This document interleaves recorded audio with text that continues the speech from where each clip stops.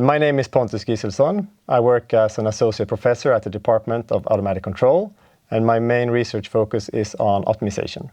Optimization is a mathematical field that you can use when you want to do something as good as possible. So in control, we typically use tools from optimization in order to achieve that.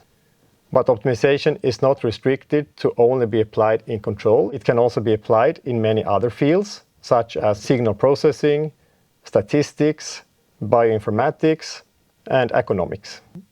Optimization is also used in machine learning, for instance in classification, where you try to decide, for instance on an image, what is on this image. So you can have an image of a cat, and the machine should tell you that the image depicts a cat. Another field of machine learning is doing generative machine learning instead of classification. One example is that we can generate images of faces that do not correspond to a real person. So I've always been interested in things that are difficult, whether it may be in different types of sports or work-related. And math is one of the most difficult subjects that you can learn in academia. And this is one of the reasons why I came to math. I like solving problems. I think that is challenging, and it's also really rewarding once you have actually solved the problem that you have been looking at and thinking about for several months. So for instance, you can optimize the route in a GPS. We would like to go from a point A to a point B. And we have to follow the roads that will take us from A to B, and there will maybe several options. So what we do in optimization is that we would like to find either the fastest way to go from A to B, or the shortest way to go from A to B, or a way that minimizes fuel consumption. We also have another construct in optimization, which is called constraints. And in the GPS example, this means that we need to follow the roads. This is a graph of a function which we call f in this case. And what we are after in optimization is to find the point that has the smallest function value. So if we look at this figure, the point of smallest function value is here.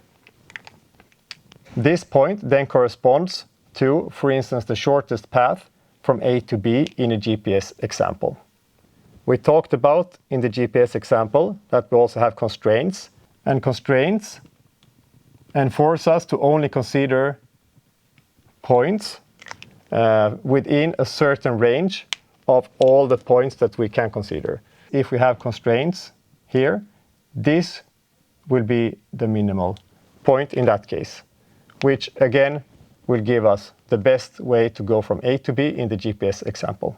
In many of the applications that we have talked about, the number of variables can go to hundreds, thousands, millions, or billions. And in those cases, it's impossible to visualize it and directly look at the graph to see where the solution is. And we instead need to use an algorithm that iteratively tries to find a solution to the problem. An algorithm is a computer program that follows specific rules in order to, in this case, find a solution to the optimization problem. So for instance, if we now consider a two-dimensional example, so we have two variables in the plane, and this is the solution that we want to find. So when we have an algorithm, we start by guessing maybe that the solution is here. It turns out that in this case we can see we have not solved the problem because the guess and the actual solution are not at the same place. So we need to update our guess on where the solution is. And then we do this many times until we find a point that is at the solution or at least close enough to a solution. One very simple algorithm is the gradient descent method.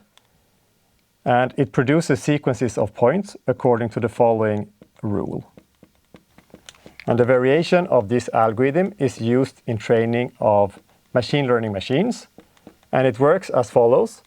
If we call this point that we had previously in the example for x0, Then we update. So when k is 0, this here is 1. So these rules tell us how to obtain the next step of the algorithm. So we take a step in the negative gradient direction, and this will take us to the next point, x1. The same rule applies when we go from x1 to x2. So from x1 to x2, we get the same rule, and from x2 to x3, and so on.